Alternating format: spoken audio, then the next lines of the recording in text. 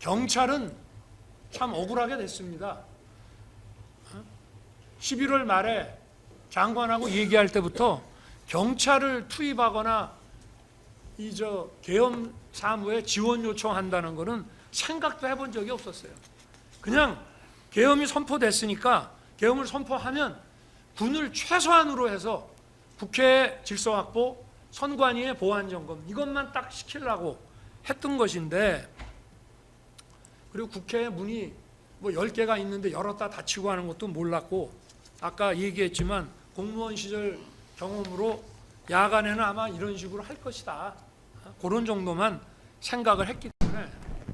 그런데 참 김용현 장관이 제 방에 오지 않았으면 여기 조지호 청장이나 김봉식 청장이 뭐 이런 식의 지금 어려운 상황에 처해 있지 않았을 텐데 좀 미안하게 생각합니다. 저도 계엄 선포 당일 김용현 장관이 헐레벌떡 제 방에 왔어요. 제가 아마 저녁에 그날 이제 키르기스탄 대통령 공식 방안 다 보내고 또 내부에서 회의할 거 다 마치고 저녁 6시 넘어서 잔치국수 한 그릇 먹고 앉아 있는데 김용현 장관이 오더만요. 그러더니 투입되는 군 병력이 국회를 말합니다. 워낙 소수니까 이게 질서 유지가 어렵습니다. 국회 경내는 그러면 군이 가서 뭐 200 몇십 명이 한다 하더라도 국회 경외 바깥은 좀 경찰이 몰려오는 인파 좀 질서 유지하게 해줘야 되지 않겠습니까? 그래서 제가 경찰 출신인 경호처장 통해서 전화 연결을 해줄까 싶다가 저도 뭐 별로 할 일이 없었습니다. 이따가 뭐 총리나 이 사람들은 8시 좀 넘어서 올 것이고, 그래서 그럼 나랑 같이 가자. 그러고 오랜만에 얼굴도 볼 겸 경찰청장하고 서울청장을 불렀습니다. 이 두 양반들은 내가 취임하고 여름에 취임했는데 겨울까지 저녁 한번 제가 안 먹여서 그날 저녁 주는 줄 알고, 서울청장은 술 마시게 되는 줄 알고 차도 놓고 왔다는 거예요.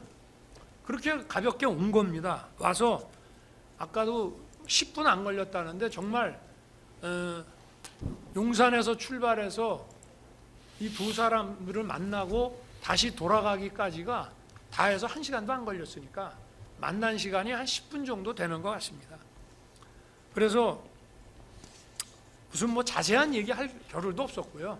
그냥 국회 바깥에 좀 처음에는 이따 상황이 생길지 모른다 하다가 나중에 이제 그래도 계엄 얘기를 좀 해주는 게 좋겠다고 해서 뭐 내가 얘기했는지 장관이 얘기했는지 모르지만 하여튼 계엄 얘기가 그 자리에서 나왔고, 그러나 상황이 생길지 모른다 했으니 계엄이 선포될지 안 될지 이 두 사람은 모르고 그날 간 거예요.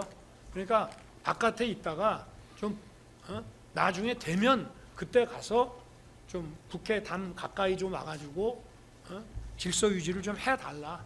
그리고 이 사람들 보고 당신들이 국회 게이트를 열어라 닫아라 이런 얘기 한 적이 없어요. 국회 문을 닫을 생각도 못했고, 만약에 한다면은 군이 도착해서 국회 경내 질서 확보를 할 군이 만약에 필요하면 그 경정문하고 뭐 이런 것들을 좀 출입 통제를 하지 않을까 정도만 생각을 했습니다. 근데 확실히 경찰은 상례적으로 질서 유지라는 치안 이런 걸 하다 보니까 이제 제가 밤 11시 15분에 서울 경찰청장한테 전화를 해서 그 상황이 어떠냐 하니까 이렇게 얘기하더만요. 저는 나이가 먹어도 기억력이 아주 좋습니다. 그래서 제가 귀하폰 통화 내용 나오기 전에도 아마 우리 변호인들도 내가 누구하고 언제쯤 전화했다고 하는 그 시간 이런 게 비화폰 통화 내용 나온 거하고 횟수나 이런 게 되게 일치하는 걸 많이 보셨을 거예요. 내가 처음에 딱 전화를 하니까 조지호 청장이 약간 불만인 듯하게, 뭐냐면 이게 군의 일인데 경찰은 바깥만 지키면 되는데 아니 군이 안 오고 사람은 몰려오니까 우리가 할 수 없이 질서 유지 때문에 문을 일단 닫았다. 근데 서울청장이 김봉식 청장이 이거 법적으로 검토해 보면은 국회 관계자들은 들여보내야 된다.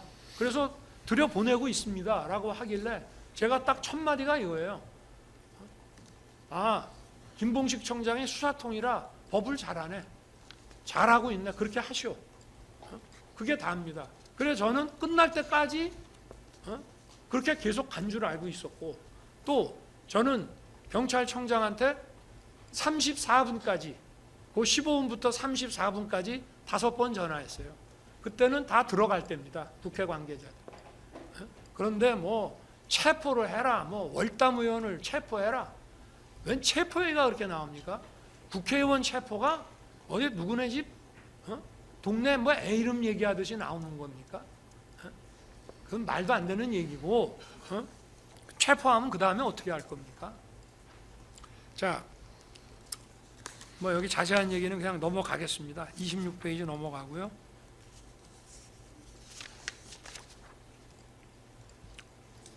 네, 28페이지도 넘어가겠습니다. 이 법정에서 이미 다 신문을 했기 때문에요. 그 다음에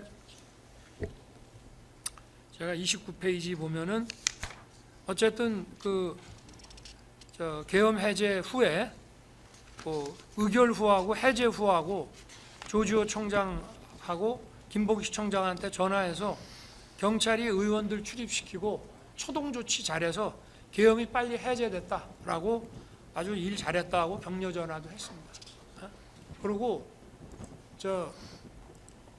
특전사령관이 그렇게 특전사가 마당에서 폭도들한테 그렇게 폭행당하고 그럼에도 불구하고 대응해서 물리력 행사 안 하고 그렇게 막기만 하고 나온 거 참 잘했다. 특전사가 참 잘해서 잘 끝났다라고 나중에 그런 엉터리 같은 얘기 할 줄은 모르고 장관 통해서 격려 좀 하라 그랬습니다. 그리고 수방사령관에게는 제가 계엄 해제 결의안이 해제하고 결의안이 통과되기 전에 4번 전화를 하는데요. 그게 23시 33분에 40초 합니다. 그거는 아직 도착 못했다. 가고 있다고요. 그 다음에 00시 32분에 29초 하고 00시 34분에 16초, 00시 36분에 25초 이렇게 12시 반경에 3번 통화를 하는데요. 첫 번째 통화는 아까 같이 무기 다 내려놓고 뭐 10몇 명 들여보냈습니다라는 보고를 받은 거고요. 그 다음에 자기가 자꾸 안으로 들어가려 하더라고, 수방사령관이. 그래서 경찰이 관리하는 문이 있다. 나는 이제 경정문인데 갑자기 경정문 이름이 생각이 안 나서 의원회관 쪽, 그쪽으로 가봐라. 거기 아마 경찰이 관리할 것이다. 라고 얘기를 했고, 또 수방사령관도 이 법정에서 하여튼 무슨 통화를 했는지가 잘 기억이 안 나지만 어쨌든 대통령하고 통화하고 나서 저도 김봉식 서울청장한테 전화한 거 보니까 그 얘기 들은 거는 맞는 것 같습니다. 이렇게 얘기를 하고 있습니다. 제가 이걸 책임을 떠넘기기 위한 것이 아니라 제가 알았으면은 만약에 야, 포고령이고 뭐간에 다 집어넣어 라고 얘기를 했을 거예요. 물론 뭐 210명 중에 190명이 들어갔으니 특별히 못 들어간 사람 빼놓고 대부분은 다 갔다고 봐야 되지만, 어쨌든 그리고 이 법정에서도 수방사령관이 자기가 12시쯤 도착해서 보니까 막 담 넘는 사람들도 경찰이 이렇게 뒤에서 엉덩이 받쳐갖고 넘겨주더라는 겁니다. 자, 수방사령관도 이 법정에서 이런 얘기 했습니다. 당시에 언론에서 가짜 뉴스들이 막 쏟아지고 이 사람은 이렇게 증언했네, 저 사람은 저렇게 증언했네 막 들이대니까 기억이 안 나는 얘기도 막 하게 되는 것 같더라. 그런 얘기도 하고요.